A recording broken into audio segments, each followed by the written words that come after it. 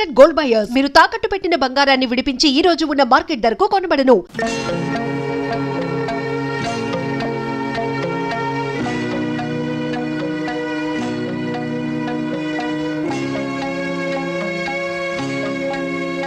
మీరేమీ దిగులు పడకండి బాబు గారు. ఆ 7 కొండలు వాడి దయ వల్ల అమ్మగారు సుఖంగా ప్రసవిస్తుంది. డాక్టర్లు నర్సులే కాకుండా అమ్మగారికి ధైర్యం చెప్పడానికి నా భార్య కూడా ఉంది బాబు. భీమన్నా, అనుక్షణం నా భార్యను కాపాడడానికి నీ భార్య సావిత్రిని, నన్ను చూసుకోవడానికి నిన్ను ఆ భగవంతుడే పంపించినట్టున్నాడయ్యా.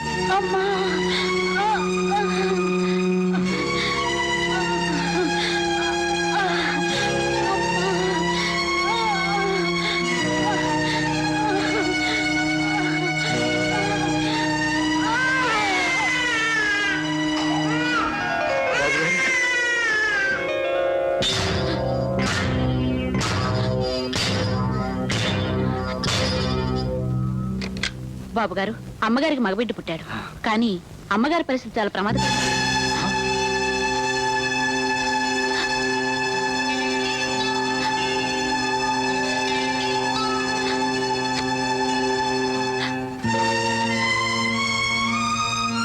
సావిత్రి,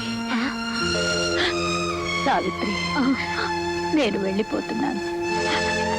నా బిడ్డకి అమ్మ అని పిలుపు. అమ్మ ప్రేమ లేకుండా చేయాలని ఆ భగవంతుడు నన్ను తీసుకెళ్తున్నాడు. కానీ అది జరగటానికి వీల్లేదు. అందుకే నా బిడ్డని నీ చేతుల్లో పెడుతున్నాను. వీడికి తల్లి లేని లోటు లేకుండా నువ్వే కన్న తల్లివిగా ఉంటూ అమ్మా అనే మాటకి అర్థం తెలియచేయాలి సావిత్రి. అలాగే అమ్మగారు, మీ ఉప్పు తినే మనిషిని నీ మాట నెరవేర్చి తీరుతాను. నా బిడ్డ రాము కంటే ఎక్కువగా నా ప్రాణానికి ప్రాణంగా మీ బిడ్డను రాజాలా పెంచుతాను. చాలు సావిత్రి, నాకది చాలు. నేను తృప్తిగా వెళ్ళిపోతాను.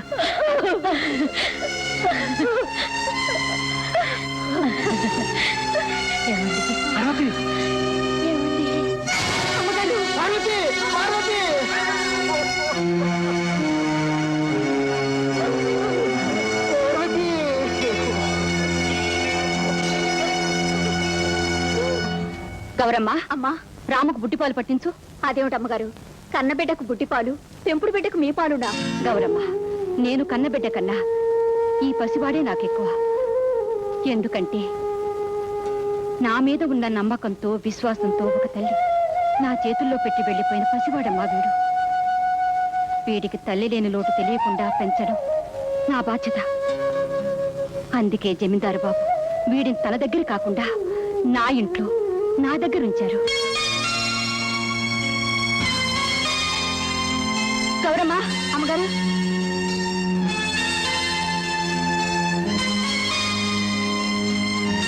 ఏమిటండి ఈ దెబ్బలు కట్లు?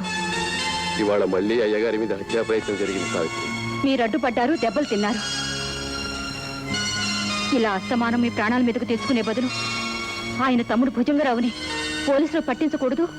సావిత్రి, ఈ భుజంగరావే ఇదంతా చేస్తున్నట్టు సాక్ష్యం ఆధారం లేదు కనుక మనం రిపోర్ట్ ఇచ్చినా ఫలితం ఉండదు. అలాగని ప్రతిసారి ఆయన రక్షించడానికి మీరు అడ్డుపడుతున్నారు. నీకేదన్నా జరిగితే? సావిత్రి, అయ్యగారి కోసం నా ప్రాణం ఇవ్వడానికైనా నాకు ఆనందమే సావిత్రి. ఎందుకో తెలుసా? మన రాము పేరు తెలియని జబ్బులో పడి చనిపోయే పరిస్థితి ఏర్పడ్డప్పుడు ఇక్కడి డాక్టర్లు ఏమన్నారో తెలుసా? ఏమీ లాభం లేదన్నారు. అప్పుడు వేలకు వేలు ఖర్చు చేసి విదేశాల నుండి మందులు తెప్పించి మన రాముని రక్షించారు ఆ జమీందారు బాబు. ఆ సంగతి నీకు తెలుసుగా. సొంత మనిషికి కూడా అంత సహాయం చేయని ఈ రోజుల్లో అలా సహాయపడి మన వంశాన్ని నిలబెట్టిన ఆ దేవుడు జమీందారు గారు. సావిత్రి, ఆయన కోసం నేను ఏమి చేసినా ఎంత చేసినా ఆయన రుణం తీరదు. ఏమన్నా ఏమిటి ఆ మాటలు? నేను చేసిన డబ్బు సహాయం కంటే మీరు చేసిన సేవ ఎంతో విలువైనది. నీతోనూ మీ ఆవిడతోనూ ఒక ముఖ్యమైన విషయం మాట్లాడాలనుకున్నాను. అందుకని నేనే వచ్చాను. ఏమిటది బాబు గారు? ఈ రోజున లాయర్ గారితో మాట్లాడి నా ఆస్తిపాస్తులన్నిటికీ సావిత్రిని ట్రస్టీగా నియమించాను. ఏమిటి బాబుగారు, నన్నా? అవునమ్మా, కోట్ల ఆస్తి గల నా జీవితం కత్తి మీద సాముల. ఏ క్షణానికి ఏ ప్రమాదమైనా రాదు. ఒకవేళ అలా జరిగితే నా కొడుకు రాజాబాబును చూసుకోవడానికి నమ్మకమైన మనిషి నువ్వేనమ్మా. విశ్వనాథం గారు, ట్రస్టీకి సంబంధించిన పత్రాలన్నీ సావిత్రమ్మకి అప్పగించండి. ఇవ్వండి. బాబుగారు, మీరు అప్పగించే ఈ బాధ్యతని నా ప్రాణం ఉన్నంత వరకు భద్రంగా నిర్వర్తించడానికి ప్రయత్నిస్తారు. నాకు తెలుసమ్మా, అందుకే ఇంత పెద్ద బాధ్యతను నీ మీద ఉంచాను. సావిత్రమ్మ, మరో విషయం, ఒకవేళ ఏదైనా ప్రమాదం జరిగితే నా కొడుకు రాజాబాబుని విదేశాల్లో ఉన్న నా ఆప్తమిత్రుడు రవి దగ్గరికి పంపి చదివించు. అదే నా చిరకాల వాంఛ. బాబు గారు, మా మీద ఇంత పెద్ద బాధ్యత పెట్టారు. కానీ ఈ లోకం మేమే ఆస్తి కోసం. ఏమన్నా, నాకు ఉపకారం చేయలేని ఈ లోకాన్ని గురించి నేను పట్టించుకోనయ్యా. బాగా ఆలోచించే నేను ఈ నిర్ణయానికి వచ్చాను.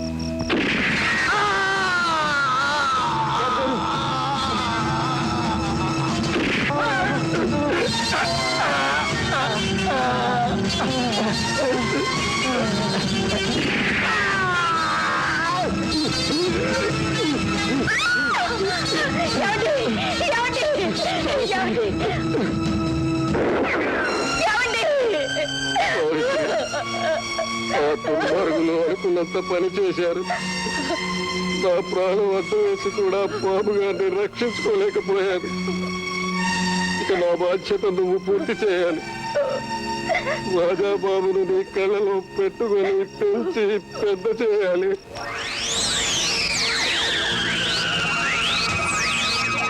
సావిత్రి, రాజాబాబు ఆస్తిపాస్తులన్నీ భద్రంగా కాపాడి పెద్దయ్యాక అతనికి ఇస్తానని నాకు మాటేమో సావిత్రి.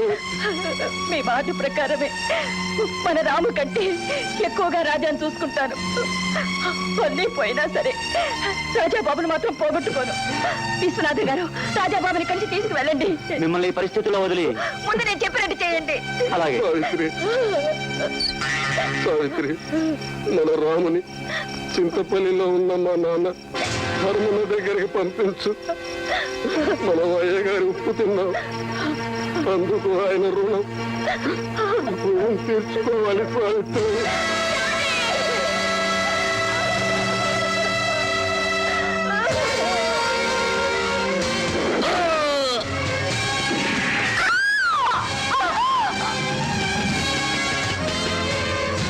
ఎవరు?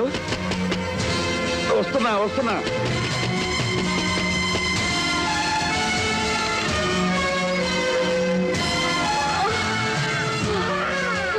ధర్మమ్మ గారంటే మీరేనా? అవునమ్మా, మీరే. బాబు గారు, మీ మనోడు రాము. బాబు గారు, మీ అబ్బాయి భీమన్నని ఎవరో చంపేశారు. నా భీమను చంపేశారు. మరి మీ తల్లి ఎక్కడ? అమ్మగారు, అమ్మగారు.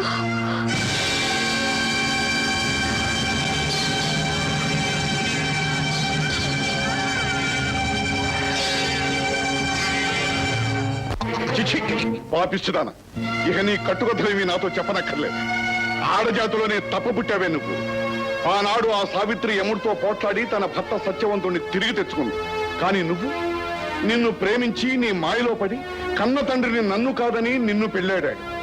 అలాంటి వాడిని దైవంగా భావించి నీ నెత్తును పెట్టుకు పూజించాల్సింది పోయి ఆ జమీందారు మీద మోజుపడి వాడిని నిర్లక్ష్యం చేశావు.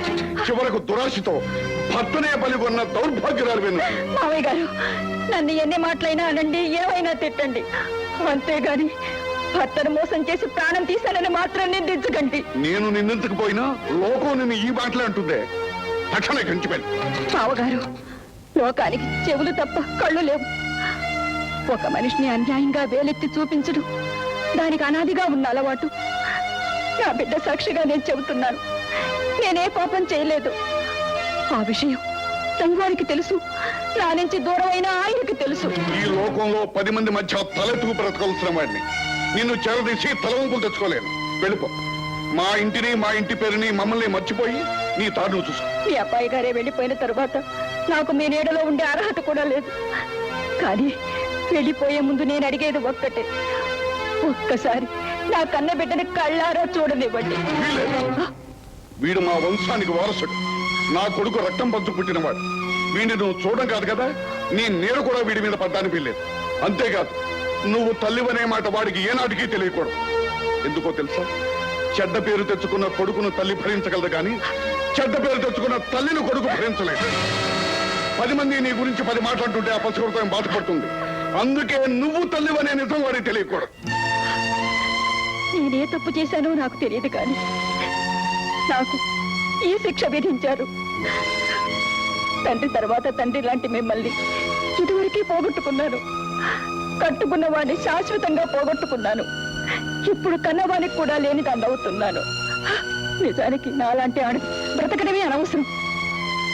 కానీ నా భర్తకిచ్చిన ఆఖరి మాట కోసం గుండెను బండ చేసుకుని బ్రతుకుతాను. బ్రతక్క తప్పదు కూడా. ఆగు, వెళ్లే ముద్ద ఒక్క మాట. నీ భర్తకు తండ్రినన్న గౌరవం నా మీద ఉంటే, నీ బిడ్డ రాము మీద నీకు ప్రేమే ఉంటే, ఎన్నేళ్లైనా ఏ పరిస్థితిలో ఉన్నా నువ్వే వాడి తల్లివన్న నిజాన్ని బయటికి రానివ్వనని నాకు ప్రమాణం చేసిపెట్టు. మమతానురాగమనే చెట్టును కొట్టేడివే కాక వీళ్ళతో సహా నా మనసులోంచి పీకి పారేయాలని చూస్తున్నారా మామగారు? సరే, మీ ఇష్టం, అలాగే కానివ్వండి. నా బిడ్డ భవిష్యత్తు కోసం, మీ తృప్తి కోసం మీరు చెప్పినట్టే రాము మీద ప్రమాణం చేసి చెప్తున్నాను. నేను వాడి తల్లినని వాడికి ఏ రోజులా చెప్పను. ఒకవేళ వాడు ఎప్పుడైనా మా అమ్మ ఏదని మిమ్మల్ని అడిగితే మీ అమ్మ కూడా చచ్చిపోయిందని చెప్పండి.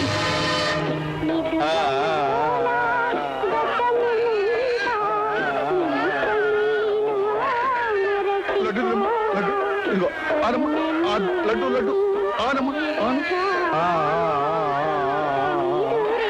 అమ్మా, లడ్డు ఇదిగోనమ్మా, లడ్డు లడ్డమ్మా, లడ్డు. సావిత్రీదేవి గారు, సావిత్రీదేవి గారు. ఏమిటి విశ్వనాథం గారు, ఇంత పొద్దునే హడావిడిగా వచ్చారు? మీరు ఈ రోజు పేపర్ చూసారా? పేపరా? లేదే. ఏ? అయితే వెంటనే చూడండి. వార్త విషాదకరమైన, అందులో మనం సంతోషించాల్సిన విషయం ఒకటి ఉంది. ఢిల్లీ దగ్గర విమాన ప్రమాదం. ఢిల్లీ దగ్గర విమాన ప్రమాదమా? అవునమ్మా, ఆ విమాన ప్రమాదంలో భుజంగరావు కూడా చనిపోయాడు. కనుక ఇక మన రాజాబాబుకి ఎవరి వలన ఏ అపాయం ఉండదు. మీరు సరేనంటే రాజాబాబుని విదేశం నుంచి రప్పించేయచ్చు. వద్దు విశ్వనాథం గారు, రాజాబాబుని అక్కడే ఉండనివ్వండి. పెద్ద చదువులన్నీ పూర్తి చేసుకుని పెరిగి పెద్దవాడై వాళ్ళ నాన్నగారి వ్యాపార బాధ్యతలను చూసుకునేంత వరకు వాడిని అక్కడే ఉండనివ్వండి.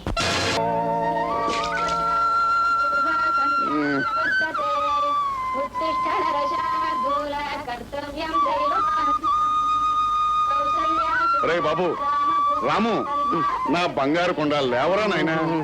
నిన్ను వదలను, నిన్ను వదలంటే వదలను. నువ్వు నా మురిపాల సద్ది మూటవి, నా మాగాయి టెక్కవి. ఇవే నా పాణం, ఇవి నా పొంగునాలు, ఇదే నా కాల్చో. బాలుడు పొద్దెక్కిన ఏమిటి కలవరంతలో? నువ్వు జిలేబీ, జంగ్రీ, బూందీ, లడ్డు. ఏమిటా పిచ్చ పిచ్చ చేస్తలో?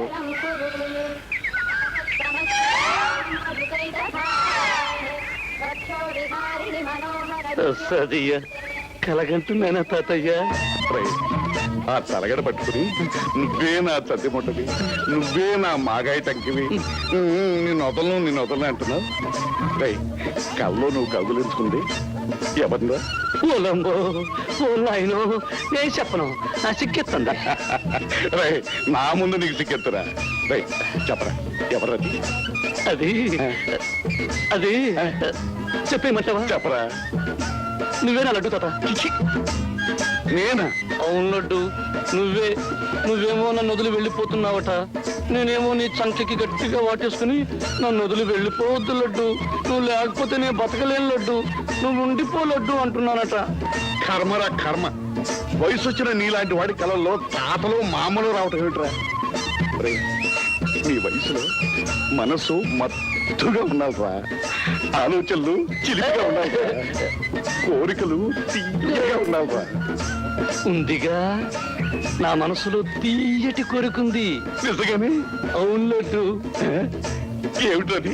లడ్డు తాత, అది అది మా లడ్డు తాత కాళ్ళు పట్టాలని, మా లడ్డూకి అన్నం తినిపించాలని, ఇంకా చాలు నాయనా చాలు. నీకు వయసు వచ్చి గుణపలాగా ఎత్తు పెరిగిపోయావు కానీ బుద్ధి మాత్రం పెరగలేదు. సరే సంగతి ముందు మొహం గడుకురా, సద్దానం తిందుగాని. ఏమిటి ధర్మన్న, నువ్వు అంతగా చెప్పాలా?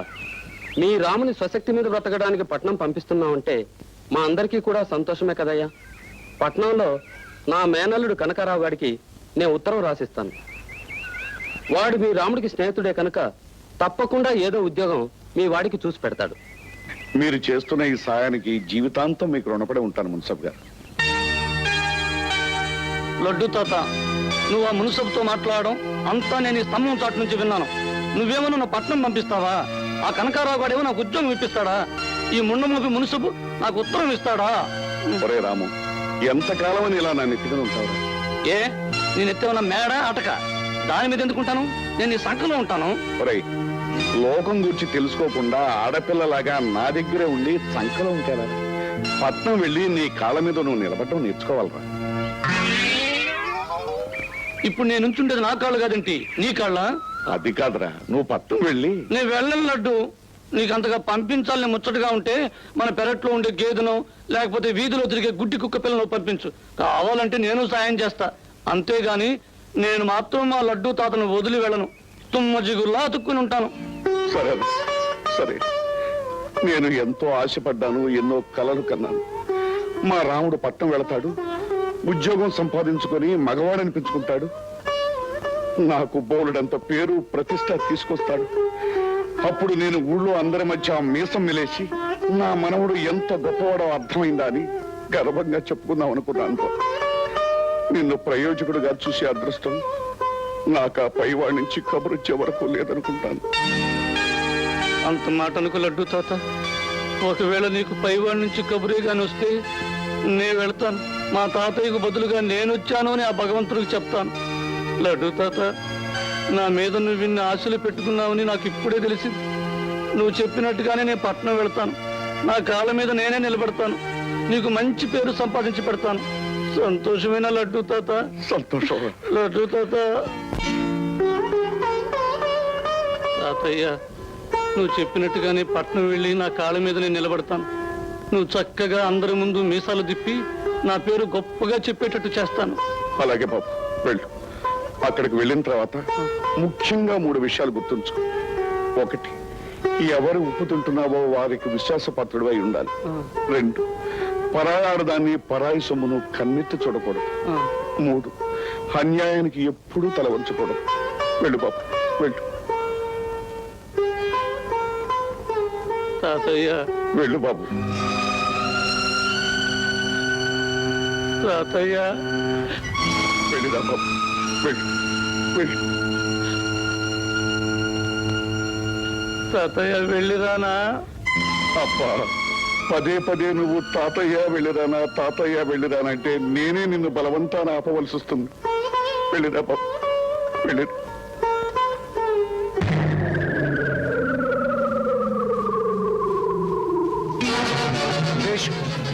నా జీవితానికి సంబంధించిన ఒక గొప్ప రహస్యాన్ని ఇప్పుడు నీకు చెప్పాల్సిన సమయం వచ్చింది. సమయం వచ్చినప్పుడు సందేహించకుండా చెప్పండి డాడీ. కర్ణుడి జన్మరహస్యంలాగా నా పుట్టుక కూడా ఏ సునానుమూర్తితో కారణమని మీకు ఇప్పుడు తెలిసిపోయి బాధపడుతున్నారా? మీ ఆన్సర్ ఏమిటి? నువ్వు డబ్బా రేకుల సుబ్బారావు లాగా దరిద్రపు కొట్టు ప్రశ్నలు వేస్తుంటే నాకు సింగంపల్లి సంగమేశ్వరరావు లాగా నేను చాచి కొట్టాలనిపిస్తుంది. తండ్రి కొడుకుల మధ్య తగాదాలు డాడీ. మీరు సుప్రభాతం లాగా చదివేస్తుంటే నేను క్రికెట్ కామెంటరీ లాగా వినేస్తుంటాను. చెప్పు, ఏమిటా రత్నగిరి రహస్యం? ఏడాది పిల్లాడిగా ఉన్నప్పుడు నువ్వు ఏడుస్తున్నా వినకుండా నేను బొంబాయిలో వదిలేసి నేను మద్రాసు వచ్చేసాను. నేను ఏడుస్తున్నా వినకుండా మీరు అలా బయలుదేరటం న్యాయమే డాడీ? ఇది నా క్వశ్చన్. మీ ఆన్సర్ ఏమిటి? నువ్వు మల్లాప్రగడ మాధవరావు లాగా మధ్యలో మాట్లాడితే నేను తల్లా వచ్చిన తాతారావు లాగా నిన్ను తన్ని అవతలి పంపించాను. ఇది నా ఆన్సర్. ఆన్సర్ సరిపోయింది. ఆ తర్వాత ఏం జరిగిందో చెప్పు. ఆ రోజు ఎయిర్పోర్ట్ లో ఎవరో ఒక వ్యక్తి తన ఆప్తులకు ఎవరికో సీరియస్ గా ఉందంటూ అక్కడ ఉన్న ఆఫీసర్లందరినీ ఫ్లైట్ టికెట్ కోసం ప్రాధాన్యత, అయినా టికెట్ దొరకలేదు. అతన్ని చూసి నాకు జాలి వేసింది. జాలే మీకా? మగాడి కడుపు వచ్చిందన్న ఆశ్చర్యం లేదు కానీ మీకు జాలి కలిగిందంటే మహా ఆశ్చర్యం డాడీ. ఆశ్చర్యమే శేషు. నా టికెట్ అతనికి ఇచ్చి అతన్ని ఫ్లైట్ లో పంపించడం ఆశ్చర్యమే. ఆ ఫ్లైట్ దారిలో కూలిపోవడం ఆశ్చర్యమే. చనిపోయిన వారిలో నా పేరు ప్రకటించడం ఆశ్చర్యమే. అయితే అప్పటి నుంచి లోకం దృష్టిలో నేను చనిపోయి అడ్డదారి తొక్కుతూ అప్పాపురం జమీందార్లా హాయిగా బతుకుతున్నాను. చూసారా మరి, పాపాత్ములకి పొలిటీషియన్స్ కి దీర్ఘాయుష్ కలుగుతుంది అనడానికి మీ పాపిస్ట్ జీవితం ఉదాహరణ కదా. నువ్వు నోరు మూసుకొని కళ్ళు తెరుచుకొని ఈ ఫోటో చూడు. ఎవరిది ఫోటో? చూడడానికి ఏముంది, ఈవిడ మా యజమానురాలు సావిత్రం గారు. ఒరేయ్, తాటిపూడి తాగుబోతు కావందలా మాట్లాడు. ఇది యజమానురాలు కాదు, పని మనిషి. ఒకప్పుడు మన ఇంట్లో పనిచేసిన పని మనిషి. డాడీ, అంతేకాదు, ఈ ఫోటో కూడా చూడు. ఈ ఫోటోలో ఉన్నది రంగారావు, మా నాన్నగారి మొదటి భార్య కొడుకు. అంటే నాకు మారటన్నయ్య. మాది చాలా పెద్ద ఆస్తి. నువ్వు మేనేజర్ గా పనిచేస్తున్న 5 స్టార్ హోటల్లోను, సింగపూర్ లో ఉన్న హోటల్ రిడ్జ్ లోను, అమెరికాలో ఉన్న రాక్ క్యాజిల్ లోను, స్విట్జర్లాండ్ లో ఉన్న hotel honeymoon loan, and Paris లో ఉన్న హోటల్ గ్లోరీలోను మనకు సగం వాటా ఉంది. మా అన్నయ్యను వాడి కొడుకు రాజాబాబును చంపి ఆస్తి చేజిక్కించుకోవాలని సరదా పడ్డాను. మా అన్నయ్యను చంపేశాను. మా అన్నయ్యను రక్షించడానికి అడ్డం వచ్చిన నౌకరు భీమన్నను కూడా చంపేశాను. ఆ భీమన్నగాడి భార్యే నువ్వు యజమానురాలనుకుంటున్న సావిత్రి. ఆవిడే చిన్నబాబును రక్షించి రహస్యంగా విదేశాలకు పంపించింది. వాడెక్కడున్నాడో, ఏ దేశంలో ఉన్నాడో నేను ఎంత ప్రయత్నించినా తెలుసుకోలేకపోయాను. వాణ్ణి ఈ ఆస్తికి వారసుని చేయాలని ఆవిడ ఆశ, నిన్ను ఈ ఆస్తికి వారసుని చేయాలని నా ఆశ. డాడీ, ఇంతగా నేను చేయమంటావు? ఆ రాజాగాడు ఈ దేశంలో అడుగుపెట్టి గద్దెక్కక ముందే వాడి ప్రాణాన్ని నువ్వు గద్దలా తనుక్కోవాలి. మంచి పనులంటే మనకు చేతకావు కానీ మద్దలు చేయడం మంచి నా అభిప్రాయం. ఇది నా ఆన్సర్.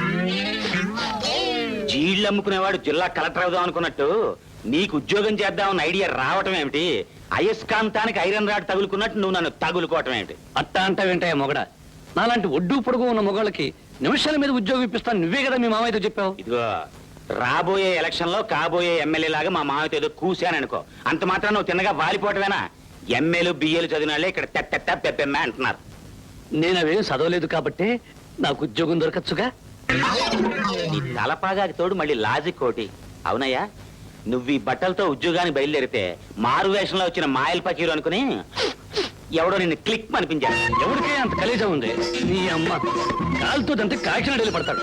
ఇదిగో ఈ బట్టలకి అగ్గిరాముడు అమ్మ ముగుళ్ళ ఉన్నాను. చూడు, మన ఊళ్ళో పెద్ద కబు గారింట్లో పెళ్లికి బట్టలతో వెళ్తే దసరా బుల్లోడికి దగ్గర చుట్టానేవా అని అడిగారు తెలుసా? ఇంకా నయం, తీసేసిన తహసీల్దార్ గారి తమ్ముడు కొడుకు అన్నావు కాదు. దిగం, నీ సంగతి నేను చూసుకుంటా గానీ ముందు బాత్రూమ్కి వెళ్ళి సబ్బరిగిపోయేలా ఓ రుద్ది కాఫీ తాగి రెస్ట్ తీసుకో. వెళ్ళు వెళ్ళు. నేను హరిశ్చంద్రుని కాకపోయినా వీడు మాత్రం నాకు నక్షత్రగుళ్ళ తగులుకున్నాడు. కంకారావు, కమింగ్ కమింగ్.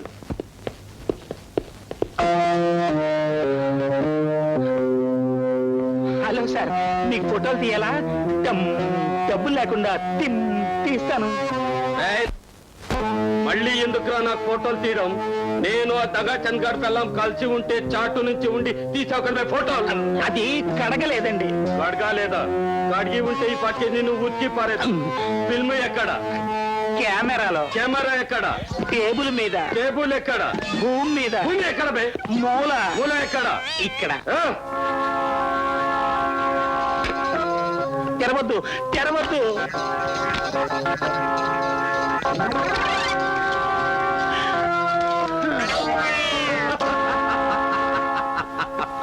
క్యాబే ఫోటోలు తీస్తావు? అమ్మా, నా కొడక, మళ్ళీ నేను ఎవరితోనైనా కలిసి ఉండగా ఫోటోలు తీసామో పిడకాన్ని గోడా కేసి కొట్టినట్లు ఫాస్ట్మెంట్ లాగి కొట్టి చంపేస్తాను. ఖబర్దార్, సంజయ్.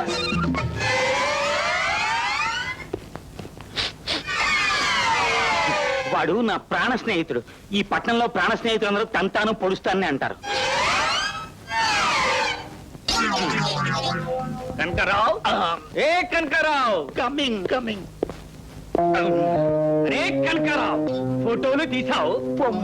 ఫోటోలు తీశాను, కానీ కెమెరా పనిచేయక సరిగ్గా రాలేదు. రాలేదా?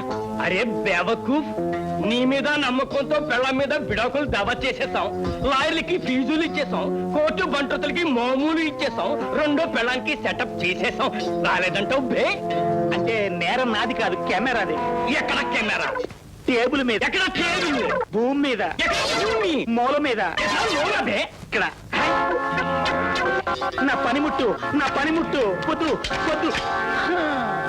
రే కనకారావు, ఫోటోలు సరిగ్గా రాలేదు.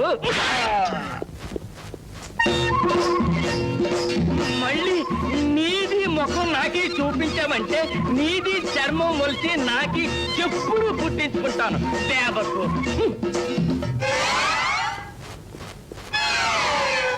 వీడు నేను పుట్టక ముందు నుంచి నా ప్రాణ స్నేహితుడు. నువ్వేం పట్టించుకోకు. సాయంత్రం హోటల్లో మంచి పార్టీ ఉంది, నిన్ను కూడా తీసుకెళ్తాను. Ready ready.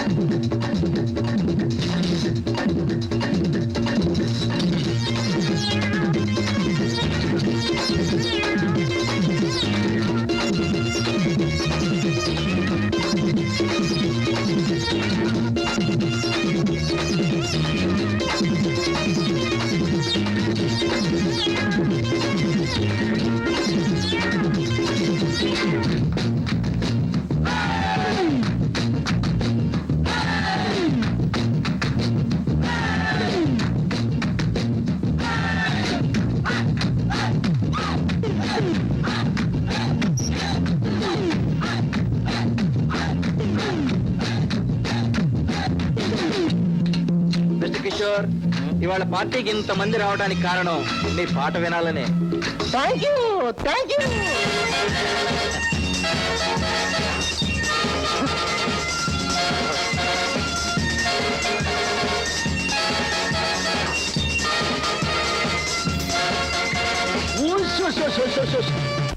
రవ్వల చెక్క ఏ ఊపులో ఉందే, ఆ ఊపులో ఈ దీపాలు చూస్తా ఉంటే మా ఊళ్ళో అమ్మూరు జాతరలో ఉందే. లౌడ్ స్పీకర్లు అరిచావంటే నీ ఒరిజినాలిటీ బయటపడి నీకు ఇచ్చే ఉద్యోగం కూడా ఇవ్వదు. అయితే నేను అలికి భర్త పెట్టేస్తా. నువ్వు పల్లెటూరు బయటని బయటపడిందంటే మన ఇద్దరిని ఉతికేస్తా. ఉతకడం బట్టి కొట్టుస్తుంది కదా. పొద్దున్న నీ ఇంట్లో నేను ఉతికినట్టుగా ఇక్కడ నేను రోజు ఎవరు ఉతకగా. నన్ను ఉతకటమా? ఎవరికంత ధైర్యం? పద పద.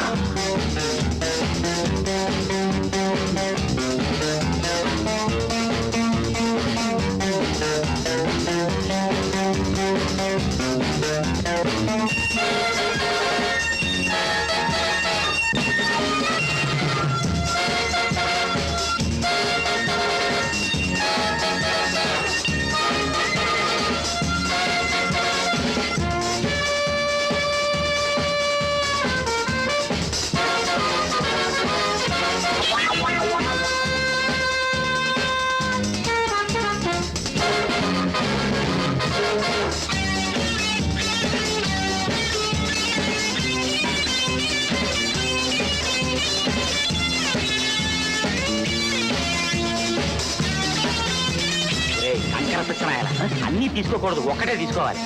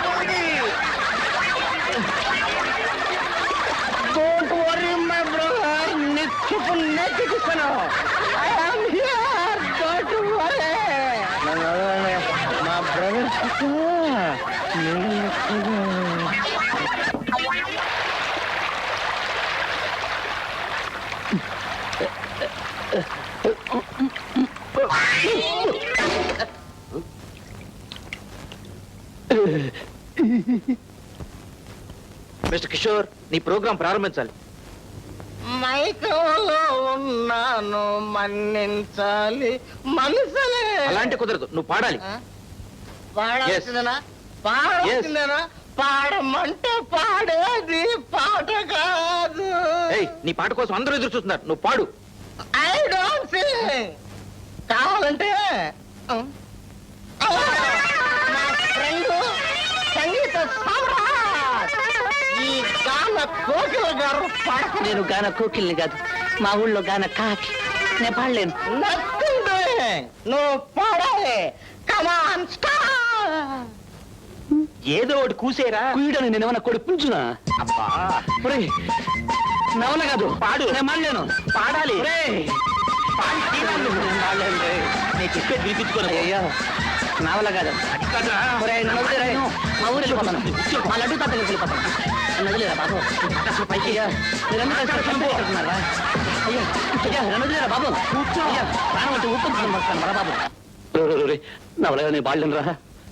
జాతీయ గీతము వేమన శతకంలోని పద్యం ఏదో ఒకటి పాడేవనుకో, ఇక్కడ ఉన్న వాళ్ళు ఎవరో ఒకరు మెచ్చుకుని నీకు ఉద్యోగం ఇచ్చేస్తారు. నిజంగా ఉద్యోగం చేస్తారా? Guarantee, double guarantee.